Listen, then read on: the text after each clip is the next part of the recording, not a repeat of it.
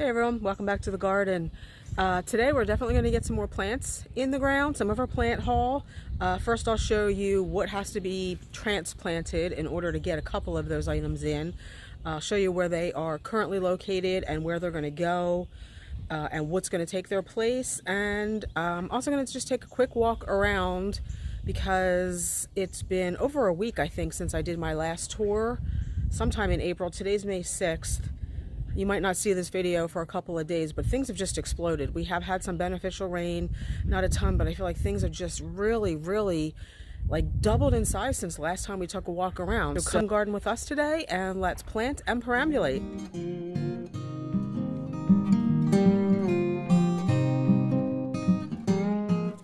So I'll walk down here and I'll show you real quick. You can see the two Carex Feather Falls in here.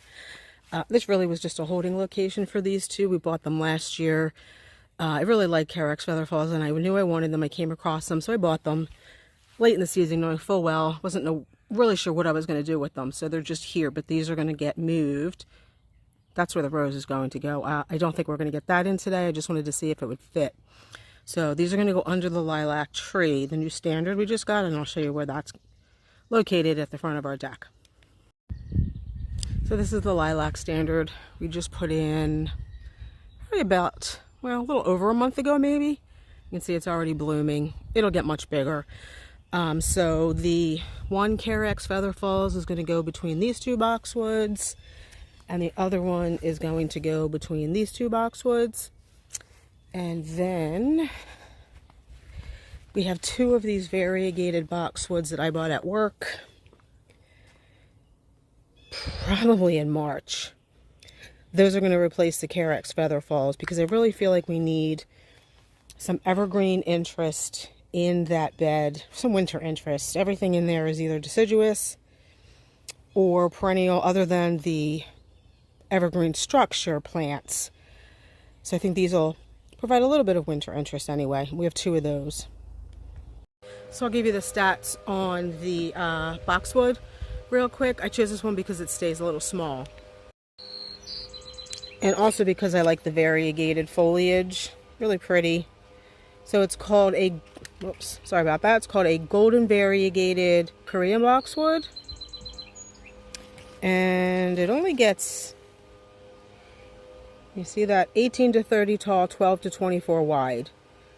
Zone 5, what else? Dainty oval foliage, clean lime green is broadly edged and bright golden yellow that holds its color all year. So I think that'll look pretty over there. And then we got this pretty clematis. I had an idea of trying to dress this deck up, even though it looks a heck of a lot better now than it did last year with that red bud in here, the weeping red bud, and we had those nodding onions underneath it. I've seen a lot of change, been through a lot of pain. Some things are not the same as they were a year ago, but all will be. It was just a really messy look. It just did not ever come out the way I expected it to or I anticipated it to. I hate our deck. Don't really like the color. I don't see anything changing about that right now, so I thought we'd try and dress it up by growing a small clematis up the railing here. So I just bought this. Went to Lowe's to get some of our Bayer 3-in-1 treatment for some of our flowering shrubs, and they had a ton of clematis for only $15. And this is only a 4 to 6 foot tall one. They had one that was really pretty purple, but it was like 10 to 15. I don't want the whole deck to be taken over by the clematis. Just a little bit, and I wanted one that was not going to clash color-wise with the dark purple lilac or even the Oh So Easy Italian Ice Roses. I know they're all the way over here, but I really liked the magenta, but again, I thought it would clash a little bit, so got the dark purple, and you know, I love purple. Okay, we finished, so let's come around here. Don't mind the auger. You can see one of the grasses. Two of the grasses, the clematis back there. Supposed to get some heavy rain tonight. I hope the poor thing doesn't get beat down by the rain. I didn't water anything for that reason. I just feel like this area here looks so much neater and cleaner and tidier than it looked last year. This time, I love it. Now the grasses do have some filling in to do. I just can't say enough how much I just think this area looks so much better. All right, now let's go pan around that way. Check out down here where those two boxwoods went in. I think they look good too. Now the Carexes were evergreen. They just, you know, Carexes in a hard winter don't necessarily look that great. I feel like the boxwoods could be pruned up a little bit. I kind of like them unpruned. I do feel like we need a third, almost where this Veronica is. So we kind of have a little bit of a hedge. There's one left at work that hasn't been pruned. The owner pruned up the rest of them into tiny, tiny little balls, which I do not like. I don't like that look in this particular boxwood, but I do feel like this looks better and it will be more winter interest, especially if we had a third one. Excuse my neighbor's trash cans. We did get the rose in. That's right in the corner there. It is a climbing rose. Rose of True Devotion. We'll train that to climb up the arbor. Now, it's not a real big climbing rose, so we don't have to worry about it taking over.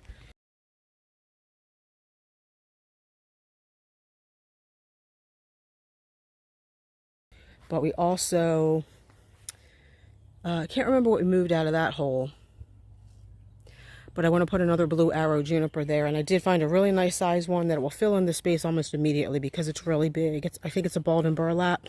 I think it'll look great there, and it will block what I don't want to see. Project done for today. Okay, so now that we've got the plants in the ground and I show you how they look, let's take a look at some things. I think we're going to start out front of our arbor again. I think, is that where we started before? I don't remember.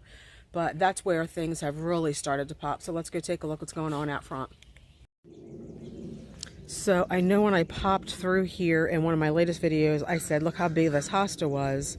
And it's already like itself again. I mean, this thing is massive. I don't think I realized how big this particular hosta was going to get, even that one back there. But everything else has started to pop too. Like these two June hostas here have gotten really big. And look at the Jacob's ladder. The flowers are absolutely stunning. And even our native Camassia. Now, I don't think they get as much sun up here as they would like, so we only ever get a couple of blooms. But look how pretty that is. These are native wood hyacinths called Camassia.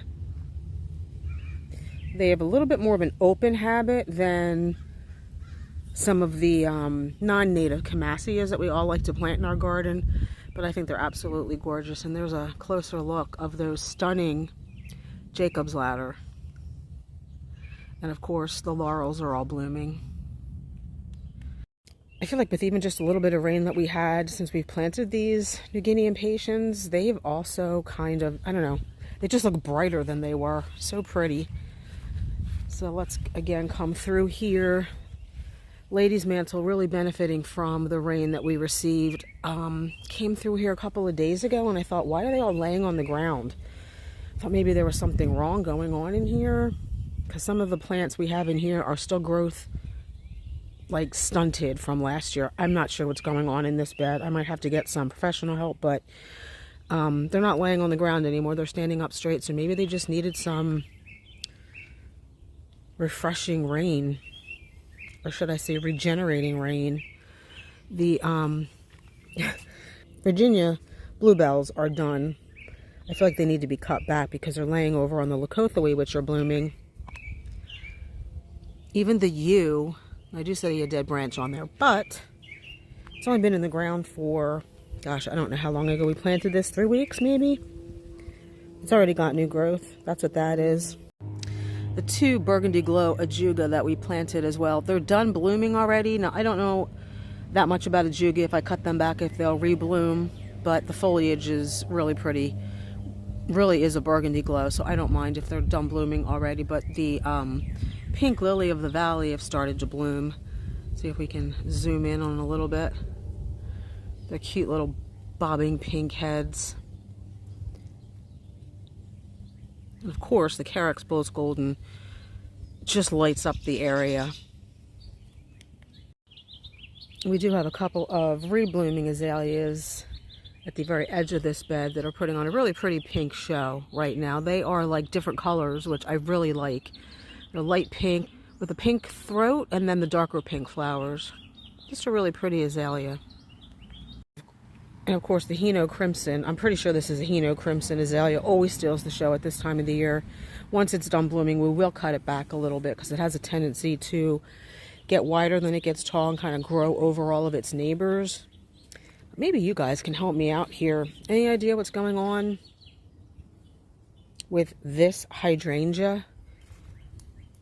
You see how some of the leaves, they're stunted and they're brown and curling, but the new growth down in there is absolutely fine. And I feel like a lot of the plants in this particular area, including our Kusa dogwood and a couple of the spirea underneath it, and even a couple of the hydrangeas out in the bed behind, kind of like those Jacob's ladders, are doing the same thing.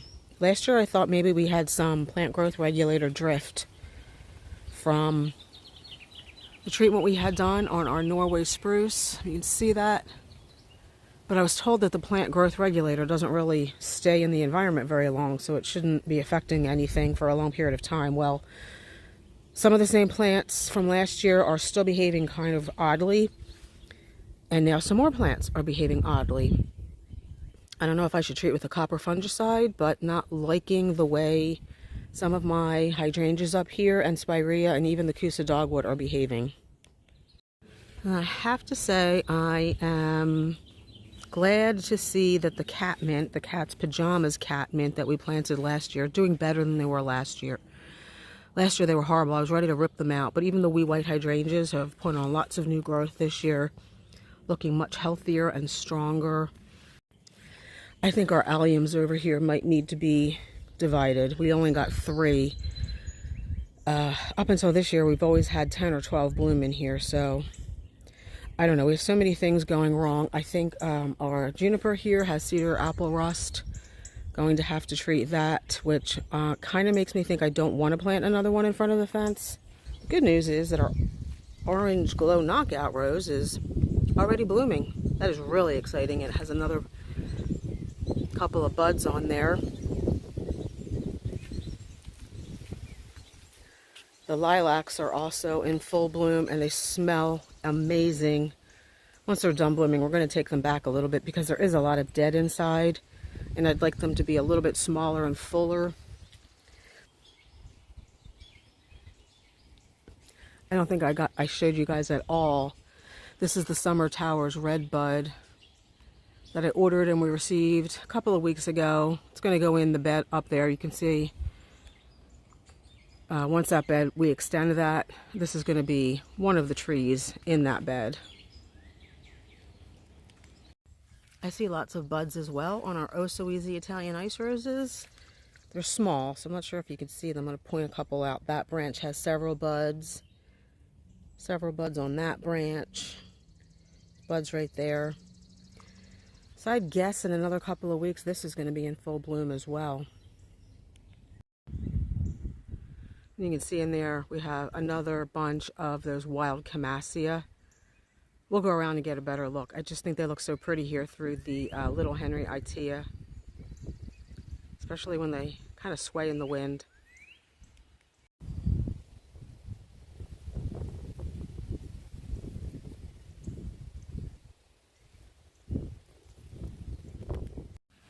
Look at the beautiful foliage on the Royal Raindrops crabapple. This has really put on a lot of growth this year, which is fantastic. And I do finally see some buds. You see that in there on the Gladiator or Globemaster. Gosh, I can never remember what I planted up here in front of our Arctic Sun dogwoods. I kind of was worried that these were not going to bloom because I didn't feel like they got enough sun. But I feel like maybe they're just going to be a little bit later than the rest of them, because I do see all of them budding up. See that one down there, and even that one has a bud. I'll show you the other ones that are already blooming on the side of the house. And here in the front rain garden you can see the gorgeous irises and Amsonia in bloom. And then as I pan around here, you can see some of the purple sensation alliums down here, as well as some more Amsonia. This is a different type of Amsonia, so it is only budded up at the moment. Gold Spire Ginkgo. Definitely more leafed out than it was, although I have a feeling something's eating it. Oh dear, I don't know. To be quite honest with you, since the drought last year and the harsh winter, we seem to have more pest problems than I know what to do with. I just came up to check on the Abelia that we just planted. That was in a recent video. They're looking good, and I see the Jack and the Pulpit are really, really spreading. I'm not sure if that's something I should pull. I mean, they're natives and they're cute, but I don't know if I want my whole beds taken over by them. But I do see the Gibraltar Azalea is getting ready to bloom. That's exciting. You can see the Aurelia Sun King and the Blue Moon Phlox. Just the color combination I was looking for. The blue and the kind of chartreusey green. I love that combination. Even our Timeless Night Heuchera has a bud. Let's see what's going on over here. The hostas are definitely loving the rain. Gonna have to cut back the bulb foliage soon. These sweet tea Heucherella did not seem to like the drought and then the winter, although I do see some new growth in there. I did come up here and water them. Actually, while my husband was planting the Abelia, I was watering this whole area. And most of them seem to have done okay. Not so much this one, but like I said, I do see some new growth in there, so I think it'll be okay. Calycanthus is budded up, our burgundy spice Calycanthus. So let's take a look at that. Yeah. Beautiful. I don't know if this one has a smell or not. See if we can find one that's more. Let me smell that one real quick. No, I never smell anything on the Calycanthus. My husband does. So maybe it just depends on your, I don't know, what do you call it? Your smelling mechanism. We also have lots of weeds. That's just a function of the rain that we've been getting in the last few weeks. Let's see if you can see that yellow-orange tree through there. That is our flamethrower redbud, the one that we didn't lose. It's coming along nicely. That blue shadow Fothergilla is clearly loving life. Well, this one is too. So remember in the last video I said that the leaves won't get to be blue until they get older, or until the tree starts to put on more growth, the shrub. So I don't know if the camera's picking that up. Let me move this viburnum. But these leaves are blue, much more so than they're green. And I think you can really see it on that one. Beautiful. So you can see the meadow coming along, although right now it's mostly grassy structures, although these yellow flowers, pretty sure these are golden Alexanders. So it's exciting to see something blooming. There's a bunch of them here along the edge. And some more back there. So I think I'm going to end the video there, guys. It's getting cloudy and we're supposed to get some thunderstorms. I hope you enjoyed. We'll continue to take you along on tours as things start to flush out this spring. And as we get some more of our plant haul planted. Thanks for watching. I hope you enjoyed, and we'll see you in the next one. Bye.